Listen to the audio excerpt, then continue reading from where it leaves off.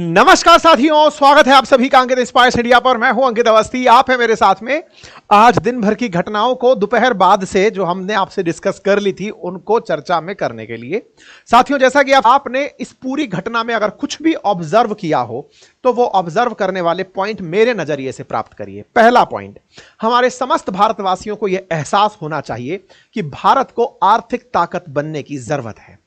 भारत को आवश्यकता है कि हमें अगर कोई भी आंख दिखाए तो हम उसकी आंखें निकाल लाएं। हमें आवश्यकता है कि ना कभी अमेरिका, ना कभी चाइना, ना कभी रशिया हमारे साथ मोलभाव कर पाए। आप कहेंगे ये कैसी बातें कर रहे हैं? मेरे प्यारे साथियों, आज जो भारत के साथ हुआ ये तो आपको तब समझ में आएगा जब चाइना का आपको स्टैंड समझ में आएगा। साथियों, चाइना पर अमेरिका ने कुछ दिनों पहले ही अपनी तरफ से टैरिफ लगाया था। उम्मीद है आप सबने मेरे सेशंस के माध्यम से सुना भी होगा। 145% अमेरिका ने टैरिफ लगा दिया था। आपको जानकर आश्चर्य यह भी हुआ कि खुद चाइना ने बदले में उन पर 125% टैरिफ लगा दिया। टैरिफ युद्ध चलता रहा। आज का अपडेट मैं आपको सेशन के अंत में इसीलिए दे रहा हूं क्योंकि चाइना के ऊपर से अमेरिका ने टैरिफ हटा दिया है और हटाकर उसे 30% कर दिया है, और चाइना ने अमेरिकी सामानों पर 10% टैरिफ कर दिया है। यह कैसे संभव हुआ? चाइना जो अमेरिका को आंखों में आंखें दिखा रहा था, वो अमेरिका को अपनी शर्तों पर मनाने में कामयाब कैसे हुआ? क्योंकि चाइना ने खुद को दुनिया का प्रोडक्शन हाउस बना लिया था, सप्लाई चेन इकोसिस्टम का बादशाह बना लिया था। मेरे प्यारे साथियों, बयानों में और सोशल मीडिया पर लिखी चैट में हमें जीतने का कोई मकसद नहीं। हमारा उद्देश्य स्पष्ट है कि हम देश को प्रथम बनाएंगे, और हम सभी भारतीयों को अब यह भी समझ में आ गया है कि जब जब हमारा टैक्स कटता है तो वह हमारी सुरक्षा में बढ़ता है। आज S-400 बॉर्डर पर खड़ा रहा, ब्रह्मोस दुनिया के बॉर्डर क्रॉस करके छेदती रही, या राफेल जाकर के हमारे ही सीमा में खड़ा होकर दुश्मनों को मिटाता रहा। यह तभी संभव हुआ जब कोई भारतीय बढ़िया से पैसे कमा रहा था, टैक्स नंबर 1 से पे कर रहा था, और उसी से रक्षा विभाग अपने लिए हथियार खरीद रहा था ताकि हम चैन की नींद सो रहे थे। मतलब किसी देश के अंदर अगर आर्थिक ताकत बनने की क्षमता है तो वह निर्धारित होती है कि उस देश ने कमाया कितना। मेरे प्यारे साथियों, बात रक्षा बजट की हो तो हम कहते हैं कि भारत का रक्षा बजट पाकिस्तान से 8 गुना ज्यादा है, लेकिन यह कहते हुए सोचना चाहिए कि चाइना का भारत से 4 गुना अधिक रक्षा बजट है। यह तभी है जब चाइना हमसे कई गुना अधिक कमाता है। हमसे अमेरिका का 10 गुना अधिक रक्षा बजट है। यह तभी है जब अमेरिका हमसे कई गुना अधिक कमाता है।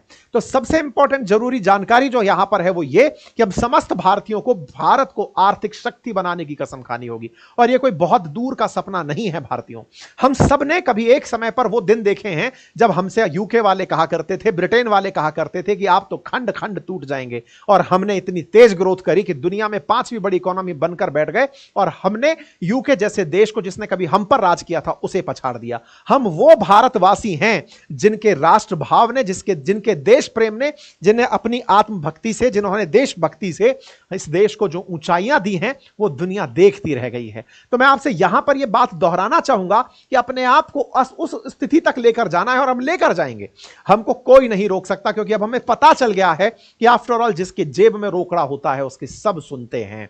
हमारी नेगोशिएशन पावर अच्छी होगी तो लोग हमें कंसीडर करेंगे, और उसके लिए हमें, मेरे प्यारे साथियों, जॉब मांगने वाला नहीं, जॉब देने वाला बनना होगा। हमें यह विचार करना होगा कि इस देश के हम कैसे काम आ सकते हैं, हम किस तरह से अपने संसाधनों का उपयोग कर सकते हैं।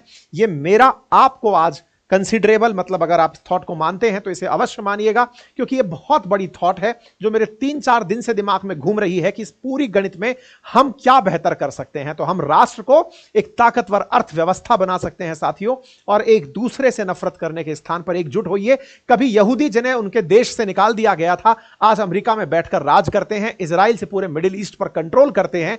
जर्मनी से निकाले गए यहूदी जिन्हें कभी खुद के अस्तित्व के लिए जगह नहीं थी, आज वो जाने ही अपनी राष्ट्रभक्ति के लिए जाने जाते हैं। हम भारतवासी हैं, सबक लेंगे, और इस सबक को 1999 में हमने सबक लिया था जब हमें जीपीएस नहीं दिया तो हमने अपना IRNSS बनाया। आज हम सबक लेते हैं कि हमें अर्थव्यवस्था तुलनात्मक रूप से छोटी होने का नुकसान हुआ है। नुकसान इसका कि किया धरा सब हमने, और एक पागल संघी आया वो क्रेडिट लेकर चला गया। ऐसे में आगे से कसम हम ये खाते हैं कि हम भारत को अगले युद्ध से पहले इतनी बड़ी अर्थव्यवस्था बनाएंगे कि हम बोलेंगे कि ये बोल तो वो ये बोलेगा, हम बोलेंगे ये लिख तो वो ये लिखेगा, हम बोलेंगे कि यहां बैठ तो वो यहां बैठेगा। उम्मीद करता हूं कि समस्त भारतीय इसी भावना के साथ आज अपने आप को दिशा देंगे। तब तक के लिए इतना ही। समस्त भारतीयों को प्रणाम, और हां, अपना व्यवहार इस तरह से विकसित करें कि बड़ों का सम्मान हो, छोटों को प्यार मिले और अपना व्यक्तित्व इस प्रकार से विकसित हो कि महिलाएं आपके साथ सुरक्षित और सम्मानित महसूस करें।